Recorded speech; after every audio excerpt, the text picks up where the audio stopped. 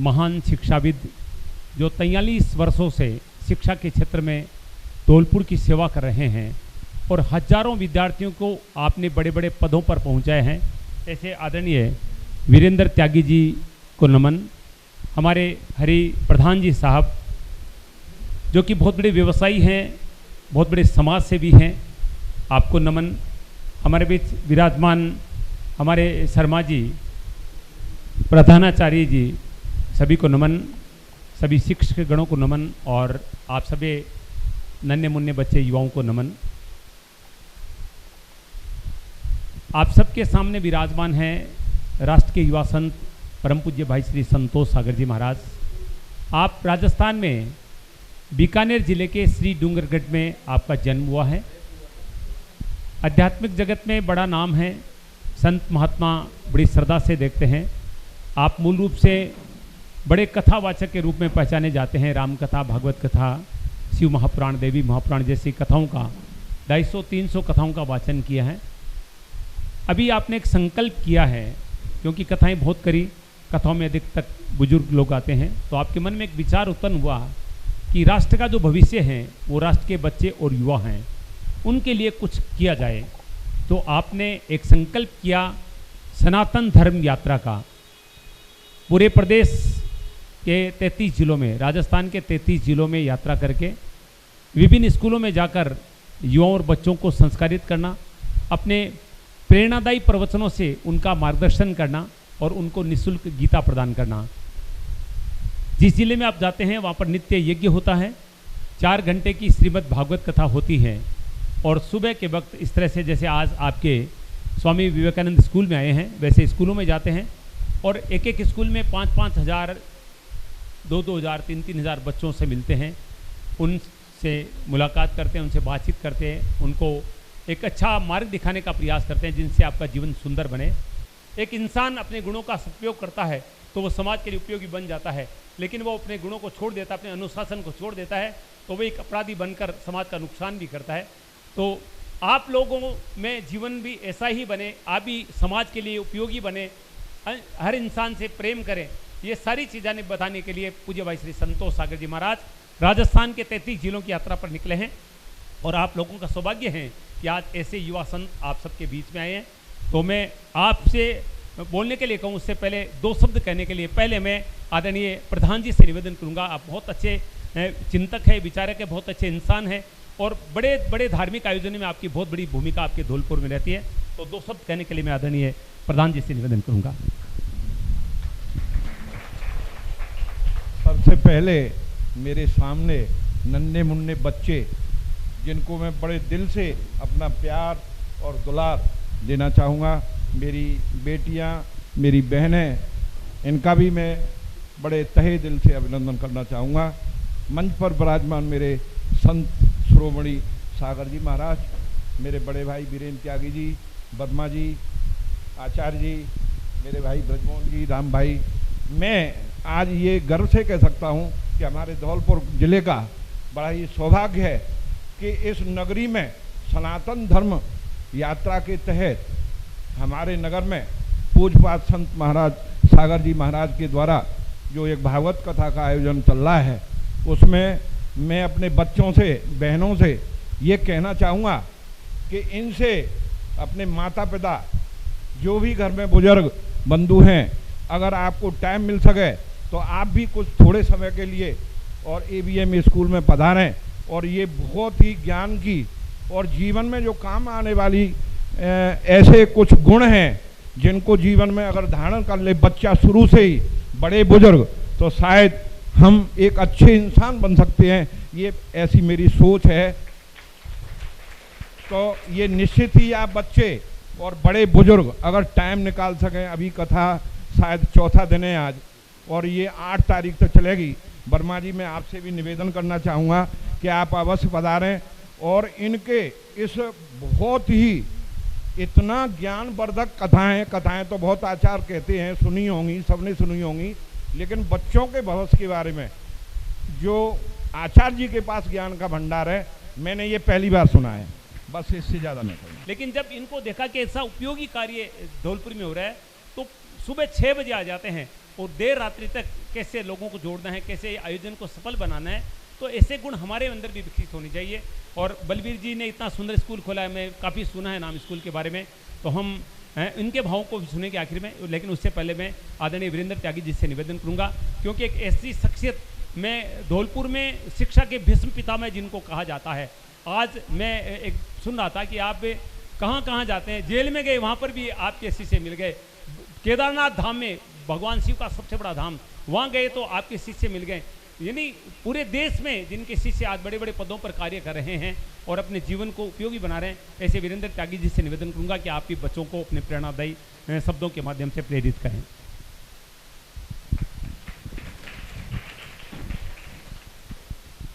पूजनीय संत संतोष सागर जी, आदरणीय शिव कुमार जी, मेरे स्नेही प्रिय हरिनिवास प्रधान जी, प्रिय ब्रिजमोहन जी और मेरे प्रिय शिष्य राम, मेरे भाई जिनके साथ हम शिक्षक बने, यानी हमने शिक्षा के क्षेत्र में एक शिक्षक के रूप में जन्म लिया, तो वो मेरे बचपन के भ्राता बलवीर जी, विदुषी बहनों, प्यारे प्यारे बच्चों, आज संस्थाओं में हम अच्छे अंकों की होड़ में और जो प्रतियोगी परीक्षाएं उनकी दौड़ में सिर्फ और सिर्फ अपने वस्तुनिष्ठ ज्ञान प्राप्त कर रहे हैं, अर्थात सब्जेक्ट नॉलेज हम प्राप्त कर रहे हैं और उसी के लिए हम दौड़ रहे हैं, उसी के लिए हम पूरी तरह से लगे हुए हैं। इस दौड़ में, जैसे अर्थ की दौड़ में हम सारे सामाजिक मूल्यों को भूल गए, अर्थ की दौड़ में हम अपने आदर और सम्मान को भूल गए, अर्थ की दौड़ में हम धर्म और शास्त्रों को भूल गए, उसी तरह से अंकों की दौड़ में हम अपने संस्कारों को छोड़ गए। उन संस्कारों के लिए ना तो हमारे माता पिता चिंतित हैं और तो और शिक्षक भी उसके लिए उतने चिंतित नहीं है जो कभी हुआ करते थे। यह कहना चाहिए जो द्रोणाचार्य जिनका के आश्रम है या जिनका विद्यालय है, वो भी इन चीज़ों को पीछे छोड़ते चले गए। और एक ऐसा समय आया कि इस समय कोचिंग का दौर और आ गया। कोचिंग में संस्कार नहीं दिए जाते, केवल प्रायोगिक जो प्रतियोगी परीक्षाएं उनकी तैयारी में केवल वस्तुनिष्ठ ज्ञान दिया जाता है, और वो भी ऑब्जेक्टिव, यानी सब्जेक्टिव भी नहीं होता पेपर।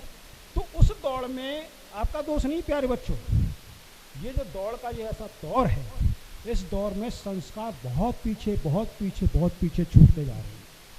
मेरा बलवीर जी से भी निवेदन है और यहाँ जो भी संस्थाएं संचालक हैं उन सबसे भी निवेदन है, और प्यारे बच्चों आप सबसे भी मेरा विनम्र सलाह है कि हम संस्कार जो के आधार है, हमारे जीवन का आधार है, हमारे और गुण का आधार है, हमारे कहना चाहिए कि जन्म से लेकर के मृत्यु तक का जीवन को सार्थक करने का आधार है, वो आधार संस्कार है। और संस्कार कहाँ से मिलते हैं? संस्कार हमें संत जनों से मिलते हैं, संस्कार हमें सद साहित्य से मिलते हैं, संस्कार हमें पुराणों से मिलते हैं, संस्कार हमें वेदों से मिलते हैं, संस्कार हमें भगवत गीता से मिलते हैं, संस्कार हमें रामायण से मिलते हैं। तो और महापुरुषों की पुस्तकों से, महापुरुषों के जीवन चरित्रों से मिलते हैं, चाहे वो महापुरुष आज़ादी की लड़ाई के हों, चाहे वो साहित्यकार हों, चाहे वो वीरांगनाएं हों, है ना, और चाहे उन्होंने बड़े बड़े राज्य साम्राज्य खड़े किए हों, तो चाहे वो बड़े बड़े संत हों, उनसे संस्कार मिलते हैं। पुस्तकों में वो संस्कार भी पीछे छूटते चले गए। इसलिए हमारे आचार्य श्री ने एक संकल्प किया है कि हर विद्यार्थी तक जो कि उनके सानिध्य में आएंगे, संस्था में वो जा रहे हैं, उनका सबसे बड़ा उद्देश्य यही है कि जो भी विद्यार्थी उनके सानिध्य में आएंगे उनको वो भगवत गीता भी प्रदान करेंगे। अब वो भगवत गीता को आपको एक विद्यार्थी की तरह से पढ़ना है, और इतना ही नहीं, आचार्य श्री का, संत जी का, सागर जी का जो उद्देश्य है कि हम जड़ से ही संस्कार, जहाँ बच्चा पैदा हो रहा है, शिक्षा के क्षेत्र में पदार्पण कर रहा है, वहीं से उसमें संस्कार पुष्ट हों, पल्लवित हों, उसके लिए बहुत बड़ा संकल्प लिया हुआ है। पूरे 1 वर्ष का आपने घर से वनवास लिया हुआ है, आप भी ग्रस्त हैं, लेकिन घर से 1 वर्ष का वनवास लिया हुआ है, और हर जिले में जाकर आप तक पहुंचने का पूरा प्रयास है। हमें मालूम है, बलवीर जी को मालूम है कि विद्यालय खुलने का किसी स्कूल में पहला दिवस है तो किसी में दूसरा दिवस है तो किसी में चौथा दिवस है। एक को जिन्होंने विद्यालय प्रारंभ कर उनका चौथा दिवस है, जिन्होंने अभी सोमवार को शुरू किया उनका दूसरा दिवस है, और कुछ बच्चे जो जागरूक होते हैं आप जैसे वो तो आज यहाँ पधार गए, और जो जागरूक नहीं है वो हो सकता है 10-15 तारीख तक आए। और मुझे यही मालूम है कि बीएड जिसमें आपके पास में 300 विद्यार्थी हैं और अधिक हैं, वो विद्यार्थियों की 20 जुलाई से परीक्षाएं होने वाली हैं, उनकी प्रिपरेशन भी चल रही है। तो इस समय विद्या मंदिर खाली खाली लग रहे हैं, है ना, आपको भी ऐसा लग रहा होगा। लेकिन कुछ नहीं, बीज बहुत छोटा होता है लेकिन उस बीज में से वट वृक्ष पैदा हो जाता है। प्यारे बच्चों, आप वो बीज हैं कि इन संस्कारों को प्रसारित करें, प्रचारित करें, अपने जीवन में तो लाएं, लेकिन साथ साथ आप दूसरों तक भी पहुंचाएं। और विद्यालय में जिस दिन विद्यालय खोलो उसी दिन 100% उपस्थिति होनी चाहिए। मज़ा तो जब है तब तो मानना चाहिए कि आप अनुशासन में हैं, आप समय की नियमितता समझते हैं, आप समय का महत्व समझते हैं। आज जो अनुपस्थित रहे मैं उनको भाग्यशाली नहीं मानता, जो यहाँ उपस्थित हैं वो भाग्यशाली हैं।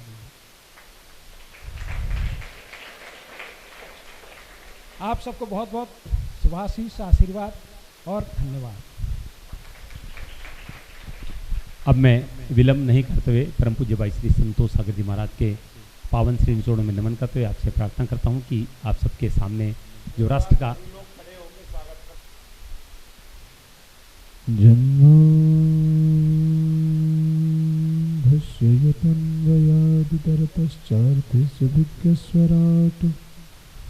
तेने ब्रह्महृदायाधिकवहे मुह्यन्ति यत्सूरयः तेजो वारिमृदां यथा विनिमयो यत्र त्रिशर्गो मृषा धाम्ना स्वेन सदा निरस्तकुहकं सत्यं परं धीमहि। गुरुर्ब्रह्मा गुरुर्विष्णु गुरुर्देवो महेश्वरो गुरुर्साक्षात् परब्रह्म तस्मै श्री गुरुवे नमः। बोली भारत माता की, स्वामी विवेकानंद की, सच्चिदानंद भगवान की, सनातन धर्म की, मात पिता गुरुदेव की राम। आदरणीय प्रधानाचार्य जी, मंच पर विराजमान सभी प्रबुद्धजन और मेरे सबसे प्यारे प्यारे नन्हे मुन्ने बालक, आप सभी को मेरा प्रणाम। आप में से 10th से ऊपर के स्टूडेंट कौन कौन से हैं? नहीं बेटे कोई नहीं, हाथ ऊपर कर दो। 10th 7-8 बच्चे, बाकी सब 10th से नीचे। आप कौन सी क्लास में पढ़ते हैं? 5th में। क्या नाम है आपका? पीयूष। और आपके स्कूल का क्या नाम है? Vivekananda convent school. विवेकानंद के बारे में जानते हैं आप? विवेकानंद कौन थे? नहीं जानते? आप में से कोई विवेकानंद के बारे में जानता है? स्वामी विवेकानंद के बारे में?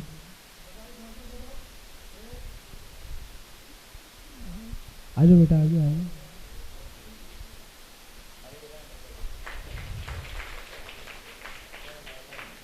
क्या नाम है बेटा आपका?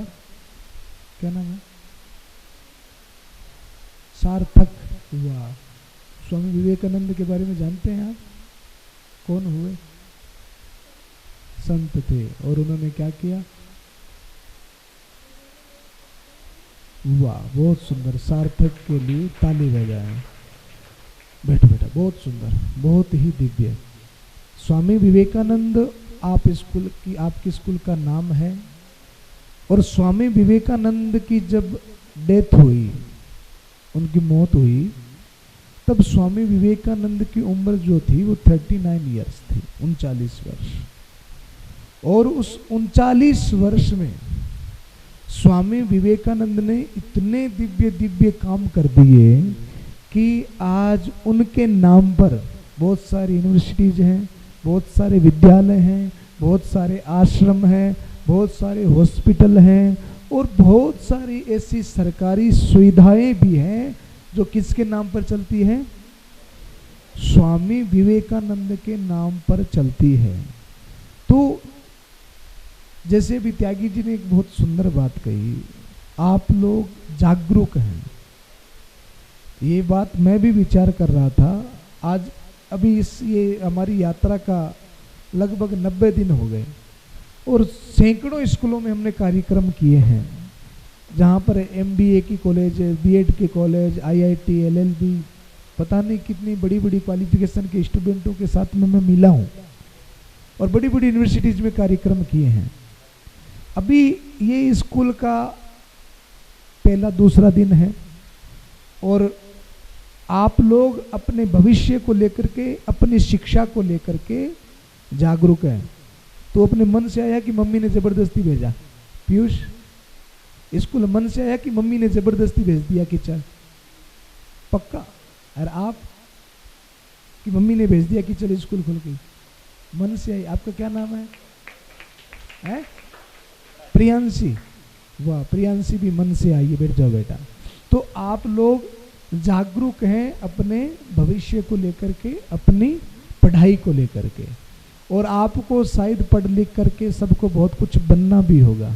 बनना है कि नहीं बनना है? बनना है। आपको क्या बनना है? टीचर बनना है। टीचर ही क्यों बनना है?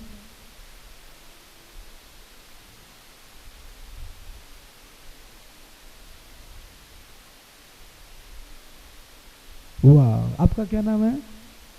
हाँ, क्रिया। बहुत सुंदर। आपका जो उद्देश्य है वो बहुत सुंदर है और आप में से सबका कुछ ना कुछ सपना होगा, स्वप्न होगा कि मुझे ये बनना है, मुझे वो बनना है कि नहीं बाबू? तू क्या खड़ा हो? तो साइड में जो खड़ा है आप हाँ, आप क्या नाम है आपका?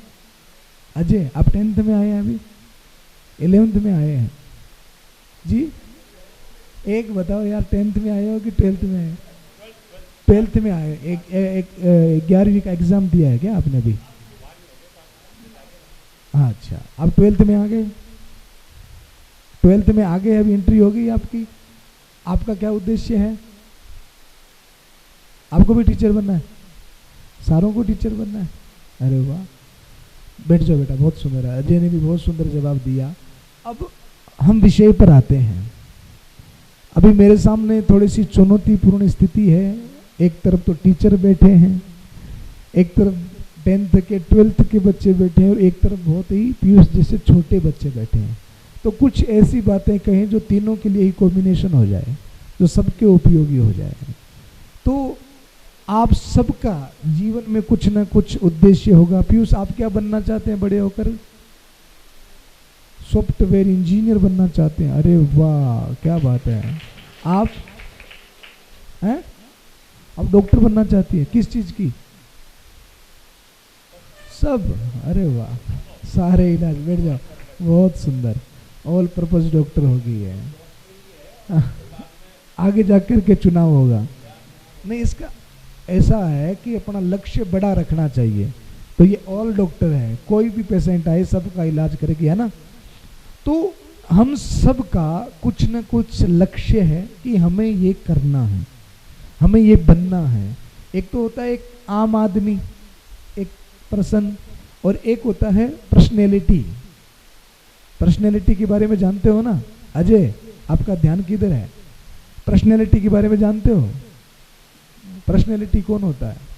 एक आदमी होता है जो भीड़ के साथ में चलता है और एक आदमी होता है जो भीड़ से अलग चलता है, आगे चलता है। पर्सनैलिटी होता है वो, जिसके पीछे भीड़ चलती है, वो भीड़ में नहीं चलता। जिसको हम कहते हैं नेतृत्व करने वाला, जिसको हम कहते हैं लीडरशिप करने वाला। तो आप सब लीडर बनना चाहते हैं? बनना चाहते हैं कि नहीं चाहते? नेतृत्व करना चाहते हैं? भीड़ में चलना चाहते हैं कि पर्सनैलिटी बनना चाहते हैं? हैं? पर्सनैलिटी बनना चाहते हैं। आपका क्या नाम है बेटा? हाँ, है तलक फातिमा।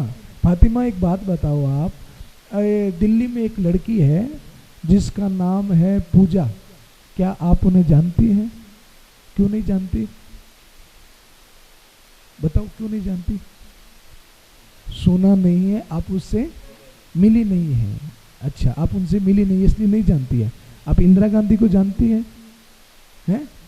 मिली है उनसे? क्या सुना है? नाम सुना है। पूजा को नहीं जानते क्योंकि उसका नाम नहीं सुना, उनसे मिली नहीं।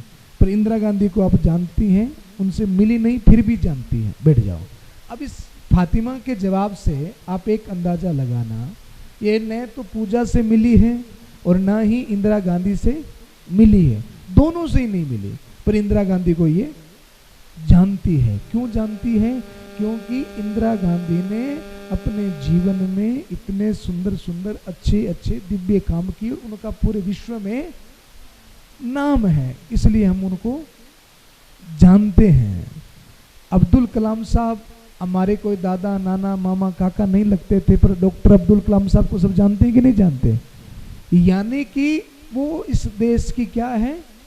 पर्सनैलिटीज है, जिनको हम सब लोग जानते। वो हमारे कोई रिलेटिव नहीं है, कोई हमारे रिश्तेदार नहीं है, फिर भी हम उनको जानते हैं कि नहीं जानते?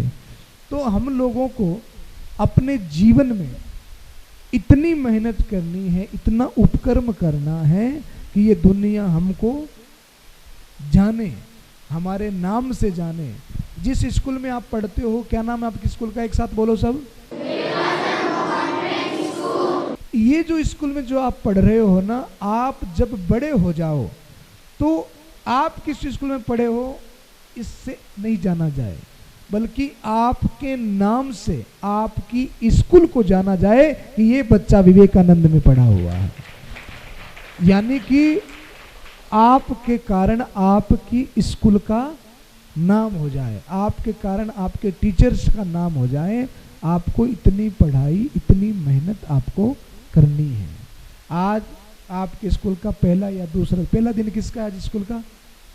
पहला डेज आपका है। सेकंड डेज किसका है? दूसरा दिन किसका है? पहला दिन किसका? दोबारा हाथ ऊपर करो। 10-20 बच्चे हैं जो पहले दिन आए हैं। तो आप सोच सकते हो आज आप लोगों का कितना सुंदर भाग्य है कि आपको पहले दिन ही इतनी सुंदर सुंदर अच्छी अच्छी बातें हमारे प्रधान जी ने आपको बताई, हमारे त्यागी जी ने आपको बताई। ये सुंदर सुंदर बातें आपको मिल रही है। आपको पता है दुनिया में सबसे बड़ा वेलफेयर क्या है? बताओ, दुनिया में सबसे बड़ा वेलफेयर क्या है? सबसे अच्छी बात कौन सी है? सबसे उपयोगी चीज कौन सी है? आपको अगर प्यास लगी हो और कोई पानी पिला दे तो उस पानी का असर बॉडी में कितनी देर रहता है? फातिमा बताओ, कितनी देर रहता है पानी का असर बॉडी में? 2 घंटे, 3 घंटे। उसके बाद में वापस प्यास लगेगी कि नहीं लगेगी? यस या नो? 3 घंटे के बाद लगेगी। तो पानी का असर बॉडी में कितनी देर है? 3 घंटे। और भोजन का असर बॉडी में कितना है? बोलो। 6 घंटे, 8 घंटे, 1 दिन, 2 दिन, फिर तो भूख लगेगी कि नहीं लगेगी? तो पानी का असर 3 घंटे, भोजन का असर 3 दिन। और कोई अच्छा विचार, कोई अच्छी बात हमको सिखा दे, कोई अच्छी बात हमको कहीं से मिल जाए तो उसका असर कब तक रहता है?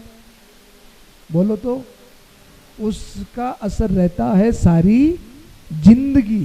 तो हमें कहीं से भी, कभी मम्मी से, कभी पापा से, कभी टीचर से, कभी अपने साथी संगी से, कभी किसी अतिथि से, कहीं से भी हमको कोई अच्छी बात मिले तो तुरंत उस अच्छी बात को अपने जीवन में उतार लेना चाहिए और उस बात को अपनी नोटबुक में लिख लेना चाहिए कि ये बात है जो मेरे जीवन को बना सकती है, और रोज उस बात को पढ़ना चाहिए। आपके पास में अभी बहुत सारा समय है और ये समय अगर आपने मेहनत कर ली तो आगे का आपका जीवन जो है वो बहुत सुंदर होने वाला है, बहुत अच्छा होने वाला है। अगर अभी जो बच्चा स्कूल से जाने के बाद में, स्कूल की छुट्टी होने के बाद में, अभी जो बच्चा कम से कम घर पर 4 घंटे पढ़ाई करता, कितने घंटे? स्कूल से जाने के बाद में अपने घर पर जो बच्चा 4 घंटे पढ़ाई करता है तो आगे जाकर के वो जो 12 घंटे 16 घंटे काम करना पड़ता है उस मेहनत से बच जाएगा। अगर अभी आप लोग अगर 4 घंटे पढ़ाई नहीं करोगे घर पर तो आगे आपका भविष्य कैसा होगा? आपको 16-16 घंटे काम करना पड़ेगा, मजदूरी करनी पड़ेगी। अभी अगर आप 4 घंटे नहीं दोगे अपनी पढ़ाई को घर पर तो आगे जाकर के आपको 16-16 घंटे मजदूरी करनी पड़ेगी, 16-16 घंटे काम करना पड़ेगा। तो अभी 4 घंटे देना ठीक है कि बाद में 16 घंटा देना है? अभी अगर 4 घंटे दोगे तो बाद में 16 घंटों से बच जाओगे। आपको पता है दुनिया में 100% व्यक्ति काम करते हैं। सारे लोग काम करते हैं कि नहीं करते? पर उन 100% लोगों में 95% लोग काम करते हैं अपने शरीर के निचले हिस्से से। समझ गए बात? और 5% लोग काम करते हैं इस गर्दन के ऊपर के हिस्से से। तो कौन सा हिस्सा ज्यादा प्रबल है, मजबूत है? बताओ, समझे कि नहीं समझे मेरी बात को? गर्दन के नीचे से हिस्से से काम करने का मतलब है मजदूरी करना, शारीरिक परिश्रम करना। और 5% लोग हैं जो इस हिस्से से काम करते हैं, इसको कहते हैं बौद्धिक परिश्रम। 5% लोग होते हैं जो यहां से काम करते हैं।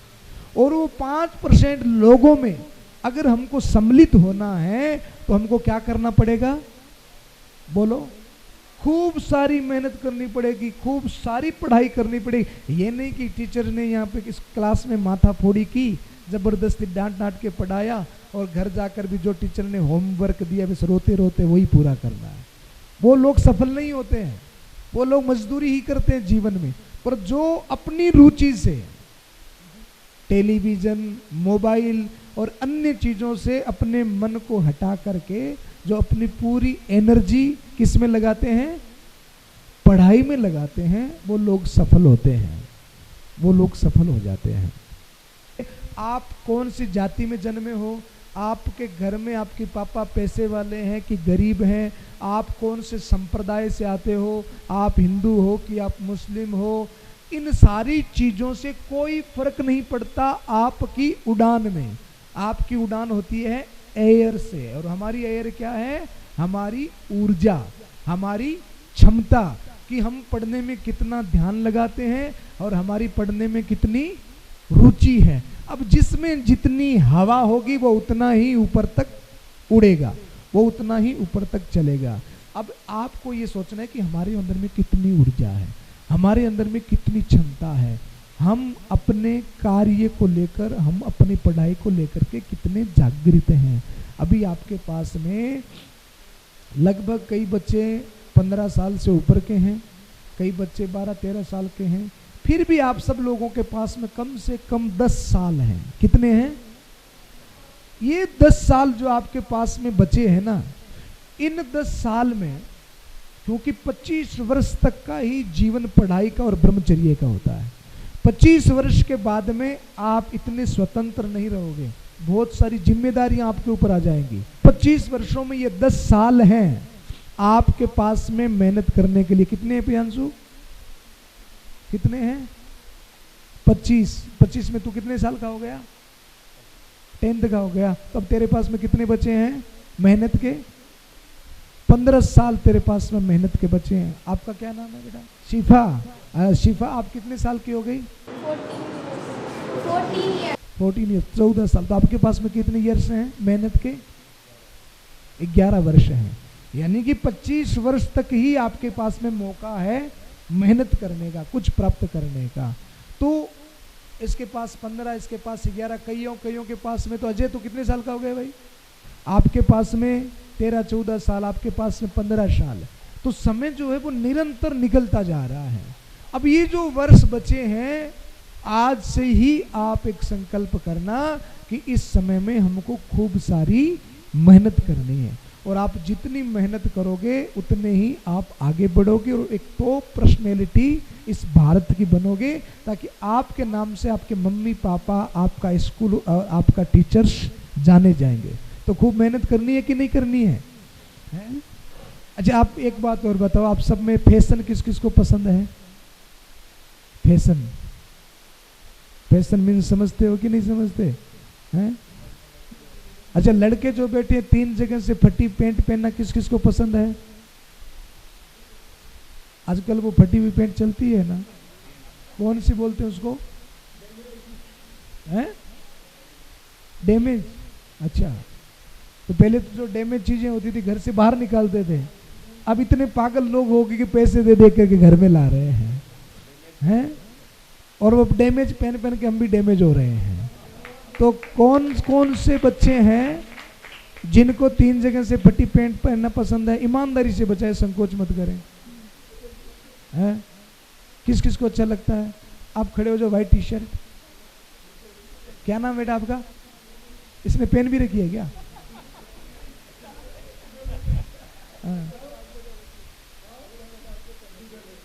इधर बेटा सामने आ, तो ये देखो, ताली बजाओ इसके लिए। हाँ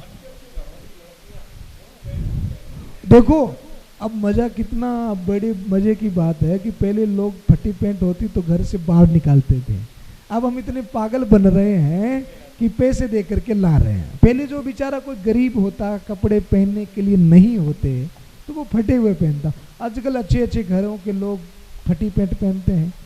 तो ये जो फैशन है, कई कई बच्चे जो होते हैं वो एक साइड के कटिंग करवा के आते हैं ऐसे, आजकल एक फैशन चला है ना, इधर से एक साइड से।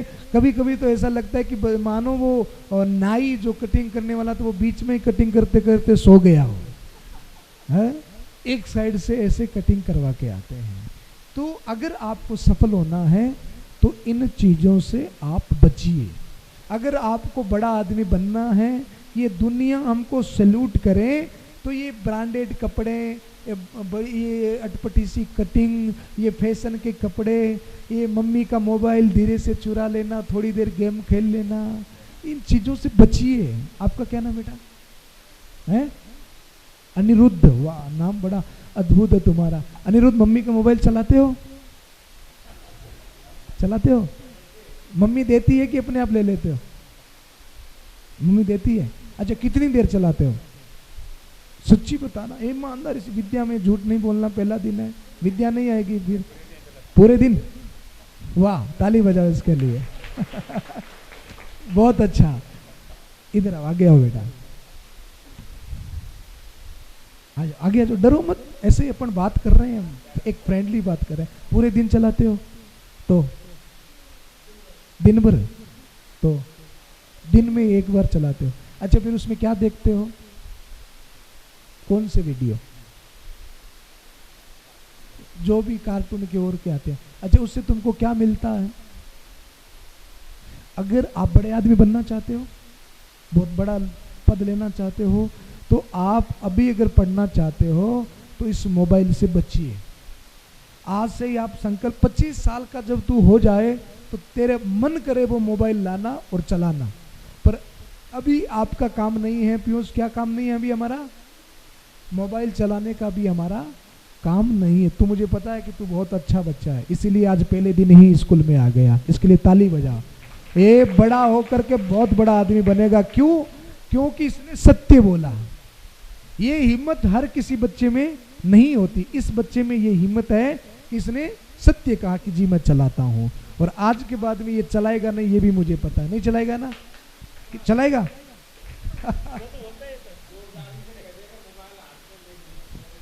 नहीं नहीं, झूठ बोलता नहीं। आज के बाद मम्मी का मोबाइल भी नहीं चलाना। और दूसरे जो आपके उम्र के बच्चे हैं ना, उनको भी आप ये ज्ञान जो मैंने आपको कहा है, आप उनसे भी कहोगे कि मोबाइल चलाना बुरी बात है। अभी हमारा काम ये नहीं है। और मम्मी भी ज़्यादा मोबाइल चलाए ना, मम्मी को भी कह देना कि मम्मी क्या कर रही हो, गीता पढ़ो, रामायण पढ़ो, पूरे दिन मोबाइल में लगी रहती हो। मम्मी को भी बोल देना, बोलोगे ना? और आज के बाद में क्या करना है? घर से जाने, स्कूल से जाने के बाद कितने घंटे पढ़ना है? 4 घंटे, ताकि अब की बार अगले वर्ष 2023 में जब आपका स्कूल का रिजल्ट आए तो विवेकानंद स्कूल का रिजल्ट पूरे धौलपुर में सबसे टॉप होना चाहिए। इतनी मेहनत, इतनी पढ़ाई आपको करनी है। बैठ जाओ बेटा, बहुत सुंदर। तो आपको मोबाइल से बचना है, आपको फैशन से बचना है, और खूब सारी आपको क्या करनी है? पढ़ाई करनी है। मैं जिस कार्य के लिए निकला हूँ वो चीज़ें मैं आपको नहीं बता सकता, क्योंकि अभी आप बहुत छोटे हो। अभी आपका काम है सिर्फ पढ़ाई करना। फिर भी अगर आपको मौका मिले कभी, आप इतनी सारी किताबें पढ़ते हो, आप में से भगवत गीता के बारे में कौन कौन जानता है? अच्छा, भगवत गीता किस किस के घर में है बताओ तो? आपके घर में है? आपके घर में आ जाए बेटा। धर्मक्षेत्रे कुरुक्षेत्रे समवेतायुत्सवः मामकाः पाण्डवाश्चैव किं कुर्वत संजय। संजय उवाच दृष्ट्वा तु पाण्डवानिकं व्यूढं दुर्योधनस्तदा आचार्यमुपसंगम्य राजा वचनं ब्रवीत पश्यैतां पाण्डुपुत्राणाम् आचार्यमहतिं च मुं व्यूढां द्रुपदपुत्रेण तव शिष्येण धीमता अत्र शूरः महेश्वासः भीमा अर्जुन समायुधि युधानो विराटस्य द्रुपदस्य महारथ।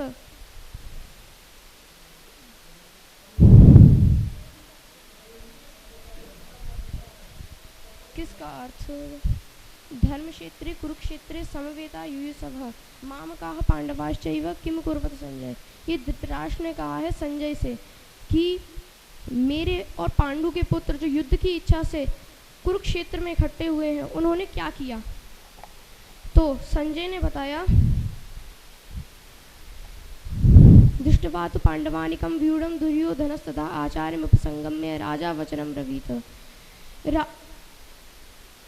पांडवों की बड़ी सेना देखकर धृतराष्ट्र जो राजा हैं वो अपने गुरु के पास गए, आचार्य के पास गए और बोला पश्यैतां पांडुपुत्राणाम आचार्य महतिम च मुं व्यूढां द्रुपदपुत्रेण तव शिष्येण धीमता। पांडवों की इस बड़ी शक्तिशाली सेना को देखो, आपके मित्र जो द्रुपद हैं उनके बेटे ने कैसी सेना का जो व्यू है वो बनाया है।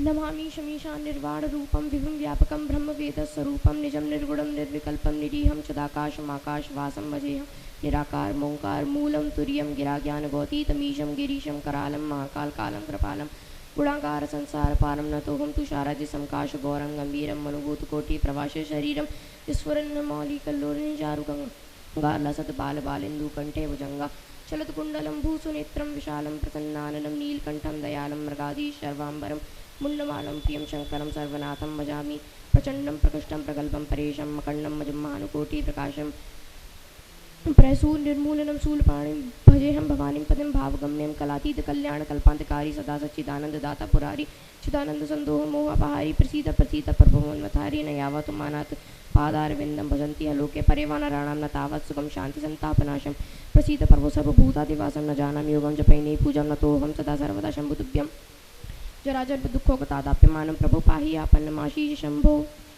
इति श्री तुलसीदास विरचितं रुद्राष्टकं संपूर्णम्।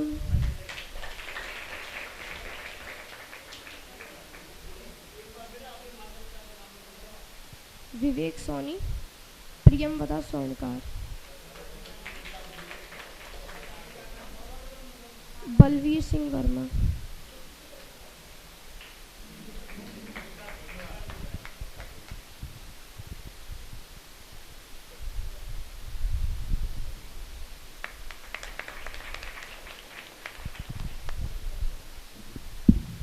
आप क्या जानते हैं? आपने भी हाथ ऊपर किया था ना। कुछ भी बता दो, जो भी आपने पढ़ा है वो ही बता दो। टाइम हो गया ना, कोई बात नहीं। अब आप सब ने देखा कि हमारे इस छोटे से बच्चे ने कितना सुंदर गीता जी का अर्थ बताया, कितने सुंदर गीता की बातें बताई।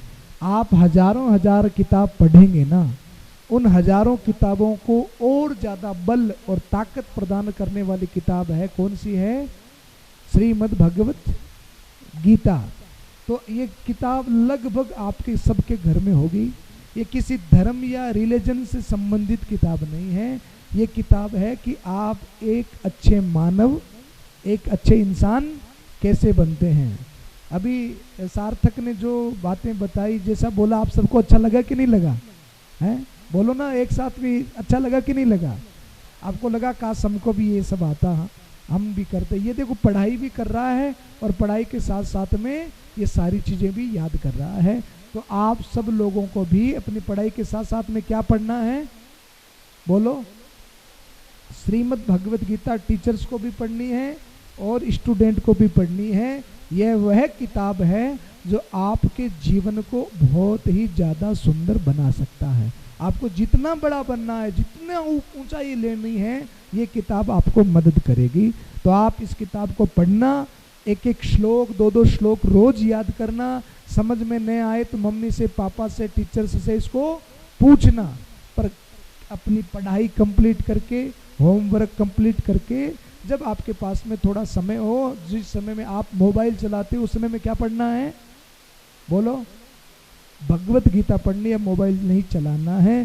तो आप सब लोग सफल हो जाएं, यही मेरी आप सबसे कामना है। एक बार जोरदार जयकारा लगाए। भारत माता की, सनातन धर्म की, आज के आनंद की। तो बहुत अच्छा लगा आप सबसे मिल करके। कहने को मेरे पास में बातें बहुत हैं, पर आप लोगों के लिए जितनी उपयोगी बातें थी मैंने कही है। आप फैशन से बचें, मोबाइल से बचें और ज़्यादा से ज़्यादा पढ़ाई करें। और थोड़ा बहुत जो समय मिले उसमें क्या पढ़ना है? अच्छा, आज मैं ये किताब अगर आपको देकर जाऊं तो आप पढ़ेंगे इसको? कौन कौन पढ़ेगा? हाथ ऊपर करो। अगर मैं गिफ्ट में दूं आपको, ऐसा नहीं कि घर ले जा करके वो रख दोगे, ऐसे मम्मी को, दादी को, नानी को दे दोगे। ये आपके जीवन के उपयोगी किताब है, इसमें अच्छी अच्छी बातें लिखी है, आप इसको पढ़िए, है ना। बोलिए भारत माता की जय। देखिए, बहुत सुंदर बातें पूज्य महाराज श्री ने आपको बताई हैं और आज के कार्यक्रम को सार्थक ने तो सार्थक ही बना दिया। तो जो चीज़ें सार्थक ने सीखी है वो अगर आप भी सीखेंगे तो देखिए, जो दिव्यता सार्थक पे नज़र आ रही है चेहरे पर, वो आप में नज़र नहीं आ रही है। अब आदरणीय बलबीर जी से निवेदन करूंगा कि आप अपनी भावना व्यक्त करें आपके कार्यक्रम के संबंध में और आभार ज्ञापन करें। संत शिरोमणि महाराज सारक जी, मंच पे आज विराजे सभी साथीगण। मैंने बहुत सुना था कि जब समय अच्छा आता है तो परिस्थितियां अनुकूल हो जाती हैं। 2-3 दिन पहले, शायद पिछले सोमवार को या शुक्र को, मेरी प्रधान जी से मुलाकात हुई थी। यार प्रधान जी, आप कभी कॉलेज आना। बोले आऊँगा बलबीर जी। मैं पहली बार ही मेरा इनका परिचय हुआ था, लेकिन परिस्थितियाँ महाराज जी के माध्यम से ऐसा हो गई कि आपने आज हमें जो है व्यक्तिगत रूप से इस संस्था में मिलाया। दूसरा परिचय मैं यह देना चाहूँगा कि जहाँ तक मुझे देना भी ज़रूरी है, संस्थाएं बहुत हैं धौलपुर में। मैं आरएसएस का कट्टर स्वयंसेवक रहा हूँ, आज भी हूँ। यह संस्था मेरी निजी बापूती नहीं है। जितनी भी संस्थाएं आपने पूरे भारतवर्ष में देखी होंगी, उनमें से 90% या तो उनके माँ बाप के नाम पे मिलेंगी या किसी ईश्वर के नाम पे मिलेंगी। विवेकानंद जी मेरे ना कोई परिजन हैं ना थे, लेकिन मैंने जो नाम चुना, संघ के माध्यम से जो मुझे विचारधारा आई कि मुझे एक ऐसा नाम रखना है जिस व्यक्ति ने हमारी विचारधारा को सारे विश्व में प्रचारित किया। अगर हम ऐसी महापुरुष के नाम से अगर दिन में हम 20 बार भी उस व्यक्ति का नाम लेंगे तो निश्चित हम जो है उसके गुण हमें जरूर आएंगे। नामकार महाराज जी जो ज्ञान की गंगा बहाने के लिए निकले हैं, और ज्ञान की गंगा में कबीर ने कहा है, पोती जग पढ़ पढ़ जग मुआ, पंडित हुआ ना कोई, 2.5 अक्षर प्रेम का, पढ़े सो पंडित हो। चाहे कृष्ण को तो भी 2.5 अक्षर है, राम को तो भी 2.5 अक्षर है। 2.5 अक्षर के अर्थ का मैं उदाहरण अब बिल्कुल क्षमा के साथ चाह रहा हूँ कि रावण की पत्नी ने पूछा कि आप इतने विद्वान हो, इतने बलशाली हो, राम के नाम से पत्थर तैर रहे हैं, तो मैं इतनी ताकत है कि इस पत्थर को आप समुद्र में तैरा दो, तब मैं जानूं कि आप बहुत बड़े ज्ञानी हो। तो रावण ने अपनी पत्नी से हाँ कर दिया कि मैं पत्थर तैरा दूंगा। सुबह समुद्र पे गया, उसे पत्थर उठाया और पत्थर को जो है समुद्र में छोड़ दिया और पत्थर तैरने लगा। मंदोदरी ने पूछा, कौन सी चाल चल दी आपने, कौन सा मंत्र पढ़ दिया? तो रावण ने कहा, कोई मंत्र नहीं था, मैंने पत्थर को भी यही कहा था कि तुझे भगवान राम की सौगंध है, अगर तू तैरेगा नहीं तो मेरी बात कर। तो जिसके नाम से पत्थर तैर जाते हो, उस नाम से अगर व्यक्ति जीवन भर सोते जागते जब भी समय मिले तो कुछ बिरले महापुरुष ही इस नाम की ज्योत को जलाने के लिए, जो महाराज जी आज पूरे विश्व में जो बीड़ा उठाया है आपने, वो निश्चित आप बधाई के पात्र हैं। और संस्था बहुत छोटी है, छोटे स्तर से जिस बच्चे की आप प्रशंसा कर रहे हैं वो मेरा नाती है। इसकी माँ भी गोल्ड मेडलिस्ट है संस्कृत में, गवर्नमेंट टीचर है। इसके पिताजी भी जिले के टॉपर हैं, एमटेक के इंजीनियर हैं। और संस्कार मैं जो बता रहा हूँ कि संस्कार के माध्यम इंग्लिश मीडियम में पढ़ता है, लेकिन इंग्लिश मीडियम का यह अर्थ नहीं है कि हम पैंट से फटी हुई जीन्स पे आ जाएं। इंग्लिश मीडियम का अर्थ है फटी जीन्स से संस्कारों पे आ जाए, और इसका अर्थ है अज्ञान से ज्ञान पे आ जाए, दुराचार से सदाचार। और इस संस्था का यह ध्येय है कि जितना हमसे बनेगा शिक्षा के माध्यम से बनाए, चाहे संस्कारों के माध्यम से बनाए। मैं विवेकानंद हो नहीं सकता, लेकिन मैं कोशिश कर रहा हूँ कि जितने भी परिवार के मेरे यहाँ बच्चे पढ़ रहे हैं, जितने परिवार मुझसे जुड़े हुए हैं, उनमें से एक घर में एक विवेकानंद जैसा जरूर पैदा करूँगा, एक विवेकानंद में तैयार करूँ। आपने जो समय दिया है, यह जो संस्था निश्चित आपकी ऋणी है, और कभी भी आप आ जाए हो, कभी भी इस संस्था की आपको जरूरत पड़े, मैं कहूँ कि मैं तैयार हूँ। ऐसा बहुत बड़ा अत्योक्ति होगी, यह संस्था आपकी है। इस संस्था के लिए दरवाजे आपके लिए हमेशा खुले रहेंगे। आप जो आदेश देंगे उसका पालन होगा। जितने भी अतिथि आज यहाँ विराजे हैं, मेरा छोटा भाई रामू विराजा है, तो जो है सब बहुत बहुत बधाई के पात्र हैं।